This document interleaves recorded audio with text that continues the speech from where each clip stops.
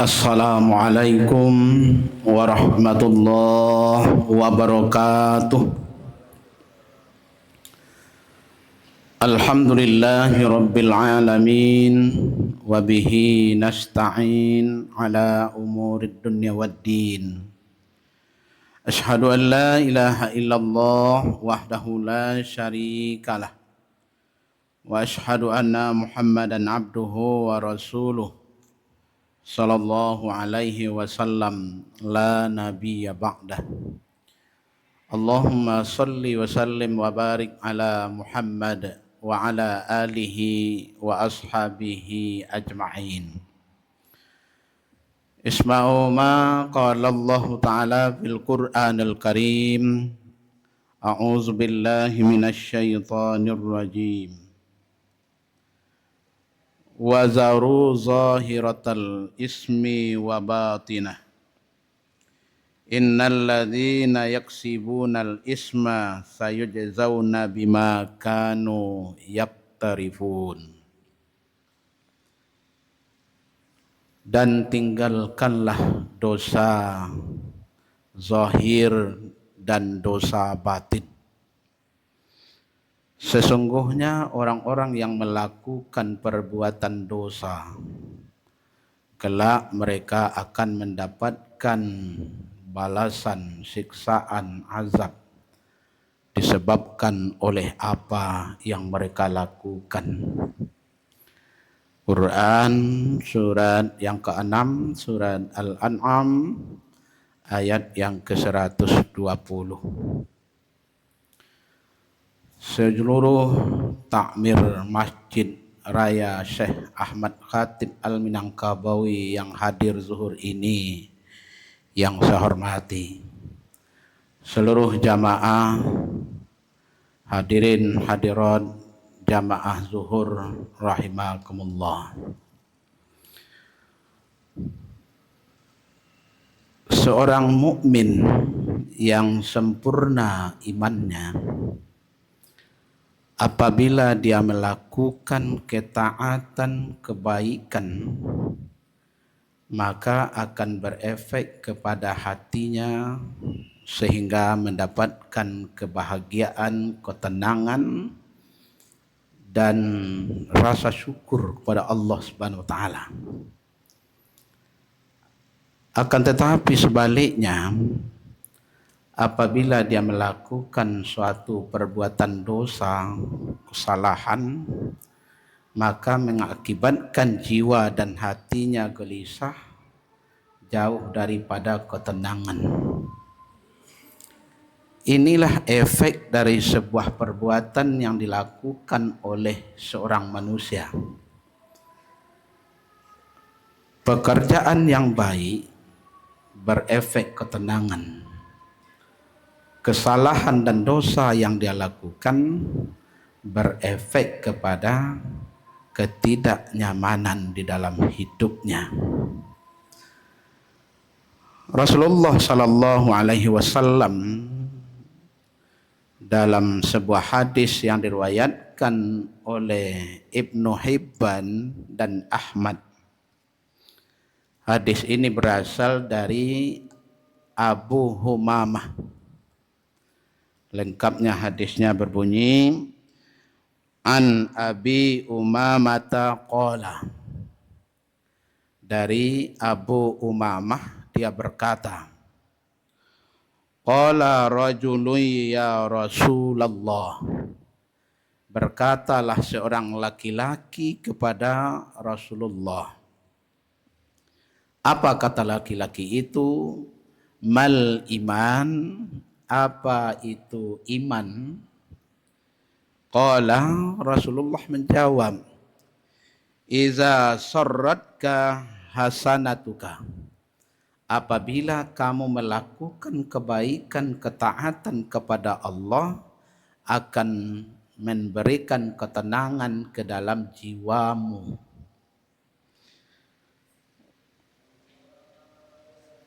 Wasa'at sayyi'atuka. Tapi apabila kamu melakukan perbuatan salah dan dosa, maka akan memberikan kegelisahan kepada hatimu. Fa'antal mu'min, maka engkau adalah orang yang sempurna imannya. Faqala ya Rasulullah, maka bertanyalah laki-laki tadi kepada Rasulullah, famal isma, kalau begitu apa itu dosa ya Rasulullah? Rasul menjawab, idza haka fi sadrika syai'un fada'hu. Dosa itu, kata Rasulullah, apabila masuk suatu hal kebaikan ke dalam hatimu, tapi justru kamu tidak menerima atau kamu menolaknya. Itulah yang disebut dengan dosa. Bapak dan ibu saudara sedang jamaah zuhur rahimakumullah. Saat ini kalau kita lihat dalam kenyataan kehidupan keseharian seorang manusia, dan tidak kalah pentingnya juga manusia yang telah menyatakan Islam dan beriman, tapi justru mereka tidak takut lagi melakukan dosa. Bahkan jangankan dosa kecil, dosa besar saja mereka tidak takut untuk melakukannya. Padahal Allah telah mengatakan tadi, innal ladzina yaksibunal isma sayujzauna bima kanu yaktarifun. Sesungguhnya orang-orang yang melakukan dosa itu tidak disebut apakah itu dosa besar atau dosa kecil, tapi disebutkan sesungguhnya orang-orang yang melakukan dosa sayujzauna, mereka kelak akan mendapatkan balasan bima kanu yaktarifun, balasan dari Allah dari apa yang mereka lakukan itu. Seorang mukmin yang sempurna imannya, tentu dia sangat hati-hati di dalam hidup. Jangankan dosa besar, dosa kecil saja dia tidak mau melakukan. Karena efek dari sebuah perbuatan dosa yang dilakukan pasti adalah azab daripada Allah. Nanti kita bedakan apa itu kesalahan, apa itu dosa. Kalau kesalahan biasanya dilakukan secara tidak sengaja dan Allah akan memaafkan. Akan tetapi dosa, perbuatan salah atau perbuatan keliru yang dilakukan oleh seseorang dan itu dilakukan secara sengaja, maka obat daripada dosa yang dilakukan adalah bermohon ampun kepada Allah dan bertaubat kepada Allah. Dalam kuliah zuhur kita siang hari ini, kita sampaikan ada 4 hal yang mesti hati-hati orang mukmin terhadap dosa yang dia lakukan. Jangankan dosa besar, dosa kecil pun dia sangat hati-hati. Pertama kita lihat, jangan sekali-kali seseorang terbiasa melakukan perbuatan dosa, bahkan melakukannya secara terus-menerus. Kadangkala ini yang tidak mendapat perhatian kita. Kalau dosa kecil itu mah biasa saja. Padahal dosa kecil itu apabila dibiarkan, dia akan menjadi dosa besar. Dalam sebuah hadis yang diriwayatkan oleh Imam Baihaqi, secara sanadnya mengatakan hadis ini adalah hasan, tapi secara matannya mengatakan hadis ini adalah sahih secara isi daripada hadis ini. Apa kata Rasulullah? La kabirata ma'al istighfar. Tidak ada dosa besar kecuali bila diiringi dengan istighfar, dia akan menjadi habis. Makna istighfar adalah memohon ampun kepada Allah atau bertaubat kepada Allah. Besar pun dosa, tapi diiringi dengan istighfar, permohonan ampun dan taubat kepada Allah, dia akan habis. Tapi sebaliknya, wala saghirata ma'al israr. Tidak ada dosa kecil yang apabila dibiarkan dan dilakukan secara terus-menerus, dia juga akan menjadi sebuah dosa besar. Maka dari itu, dari poin pertama ini yang perlu sekali kita perhatikan adalah jangan melakukan dosa secara terus-menerus walaupun dosa itu adalah dosa kecil. Biasanya dosa kecil itu tersangkut dengan persoalan kita menggibah orang lain, iri kepada orang lain, sombong kepada orang lain. Itu adalah bahagian daripada dosa kecil. Tapi justru ini kadangkala tidak menjadi perhatian di dalam kehidupan kita. Yang kedua, Bapak dan Ibu, jangan sekali-kali menganggap remeh sebuah dosa, sekalipun itu adalah dosa kecil. Ada 3 hadis di sini, Bapak dan Ibu. Pertama, hadis ini berasal dari Ibnu Mas'ud yang diriwayatkan oleh Imam Al-Bukhari. Dalam hadis ini dikatakan, innal mu'mina, sesungguhnya orang-orang yang beriman, yara zunubahu, melihat sebuah dosa, ka'annahu, seperti qa'idun tahta jabalin yakhafu ay yaqa'a alaihi. Dia melihat sebuah dosa, orang beriman melihat sebuah dosa seperti dia duduk di sebuah gunung dan dia sangat takut kalau gunung itu akan menimpanya. Ini orang beriman. Di dosa kecil pun taubahnya seperti dia duduk di atas sebuah gunung itu dan gunung itu akan menimpanya. Wa innal fajira, tapi orang-orang fajir, orang-orang yang tidak takut melakukan dosa, yara zunubahu, dia melihat dosanya itu seperti kazubabu marra ala anfi. Dia melihat dosa itu seperti lalat saja yang lewat di pematang hidungnya. Itu hanya sebagai makhluk Allah yang halus saja. Padahal itu adalah sebuah dosa yang mesti kita mendapatkan balasan daripada apa yang kita lakukan itu. Yang kedua, hadis yang diriwayatkan oleh Imam Bukhari dan juga Imam Muslim yang berasal dari Anas bin Malik. Dalam hadis ini kita bacakan saja artinya. Seseorang yang melakukan perbuatan dosa, terbiasa melakukan perbuatan dosa, dan tidak ada rasa iman di dalam dadanya, dia seolah-olah menganggap dosa itu seperti sehelai rambut saja. Tapi kata para sahabat, kalau kami di masa Rasulullah hidup, justru setiap dosa yang kami lakukan itu, apakah itu dosa kecil, kami anggap itu dosa besar yang mesti dipertanggungjawabkan dan akan mendapatkan balasan daripada Allah Subhanahu wa taala. Ini hadis yang kedua. Kemudian hadis yang ketiga, hadis yang berasal dari Bilal bin Sa'ad. Kata Bilal bin Sa'ad, yang arti hadis ini adalah, jangan kamu menganggap atau melihat sebuah dosa itu kecil. Tapi kamu mesti melihat siapa sesungguhnya yang sedang kamu durhakai. Jadi berarti bukan persoalan dosanya, tapi persoalan siapa sesungguhnya yang kamu durhakai. Kalau berbuat dosa berarti yang kita durhakai itu adalah Allah Subhanahu wa taala. Ini bahagian dari yang kedua. Kemudian yang ketiga, seseorang justru jangan memamerkan dosa. Dalam sebuah hadis yang diriwayatkan oleh Imam Muslim dan juga Imam Bukhari, hadis ini berasal dari Abu Hurairah. Kullu ummati mu'afatun. Setiap dosa-dosa yang dilakukan oleh seorang hamba itu akan diampuni oleh Allah, akan dimaafkan oleh Allah. Illal mujahirin, kecuali orang yang melakukan jahar. Maka apa itu jahar? Jahar itu adalah orang yang suka memamerkan dosa. Umpamanya seseorang melakukan dosa di malam hari.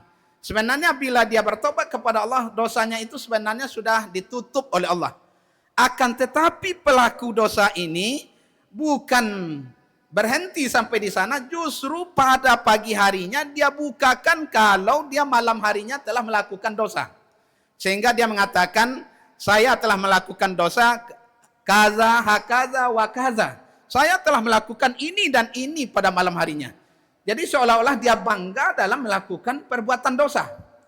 Orang yang seperti itu, walaupun dosanya itu kecil, itu akan berubah nanti menjadi sebuah dosa besar. Seharusnya sebuah dosa mesti kita tutup, jangan kita pamerkan kepada orang lain. Bahkan kalau orang lain saja mendengar dosa yang pernah kita lakukan, keburukan yang pernah kita lakukan, justru disuruh oleh Allah untuk menutupnya. Man sattara musliman sattarallahu fid dunya wal akhirah. Siapa yang menutup aib seseorang, kesalahan orang lain, maka oleh Allah ditutup aibnya di dunia dan di akhirat. Kemudian yang terakhir, yang keempat adalah jangan sekali-kali mewariskan sebuah dosa. Ini yang barangkali perlu mendapat perhatian kita Bapak dan Ibu. Hari ini kita sangat banyak menyaksikan melalui media orang mewariskan dosa. Apakah itu dalam bagaimana melakukan kejahatan, bagaimana orang melanggar aturan-aturan Allah, membukakan auratnya. Bahkan ada orang yang dengan bangganya memamerkan atau mewasiatkan dosa itu melalui media yang sangat banyak sekarang. Dengan tujuannya apa? Dia hanya berharap dapat penghasilan dari memamerkan aurat, keburukan yang dia lakukan, padahal keburukan yang dia lakukan itu adalah pewaris atau mewariskan dosa untuk dia. Maka Rasulullah SAW mengatakan dalam hadis riwayat Muslim, man sanna fil Islam sunnatan sayyi'atan, seorang yang menunjukkan keburukan di dalam Islam, fa umila biha ba'dahu kutiba alaihi misla wizra man amila biha wala yanqusu min auzarihi syai'. Seseorang yang menunjukkan sebuah jalan keburukan di dalam Islam, maka dia akan mendapatkan dosa dari orang yang mengikuti apa yang telah ditunjukkan tadi itu. Siapa yang memamerkan aurat, siapa yang menunjukkan cara-cara berbuat keburukan melalui media, kemudian orang mengikuti apa yang ditunjukkan itu, maka dia akan mendapatkan dosa, dicatat sebagai dosa, wala yanqusu min auzari syai', dan tidak dikurangi sedikit pun dosanya. Jadi kalau dosa itu didapat oleh orang yang mengikutinya itu satu dosa, maka dia juga akan mendapat satu dosa. Semakin banyak orang mengikutinya, maka semakin banyak pula dosa yang akan dia dapatkan. Sekalipun nanti sampai dia sudah meninggal pun, cara-cara yang ditunjukkan melalui media tadi, itu akan selalu mengalir dosanya. Bapak dan Ibu, selama ini kita mendengar ada istilahnya sedekah jariah, amal jariah. Tapi juga sangat jarang dibaca tentang dosa jariah. Kalau amal jariah barangkali itu adalah bersifat kebaikan, tapi dosa jariah itu adalah bersifat keburukan. Walaupun kita sudah meninggal nanti, tapi masih ada yang kita tunjukkan itu kepada yang lebih buruk, kepada yang buruk, itu akan selalu mengalir dosanya kepada yang menunjukkan pertama. Untuk itu di dalam Islam kita dituntut untuk menunjukkan yang baik. Man sanna fil Islam sunnatan hasanatan fa umila biha ba'dahu kutiba lahu mislu ajri man amila biha wala yanqusu min ujurihi syai'. Maka barang siapa yang menunjukkan kebaikan di dalam Islam, maka dia akan mendapat pahala dari orang melakukannya dan tidak akan dikurangi pahalanya sedikit pun. Berarti semakin banyak kebaikan yang kita tunjukkan di dalam Islam, kita pamerkan di dalam Islam, maka sesungguhnya kebaikan itu akan mengalir pahalanya untuk orang yang mengajari pertama. Barangkali inilah yang bisa kita sampaikan dalam ceramah zuhur kita pada siang hari ini. Mudah-mudahan ada manfaatnya untuk kita bersama dan juga saya sendiri yang menyampaikan. Mudah-mudahan kita tidak sekedar hanya melakukan ibadah dalam bentuk perintah, tapi juga kita melakukan ibadah dalam bentuk meninggalkan larangan-larangan Allah yang bersifat dosa. Karena dalam Islam bukan hanya perintah, tapi juga ada larangan yang mesti diperhatikan. Billahi taufiq wal hidayah. Assalamualaikum warahmatullahi wabarakatuh.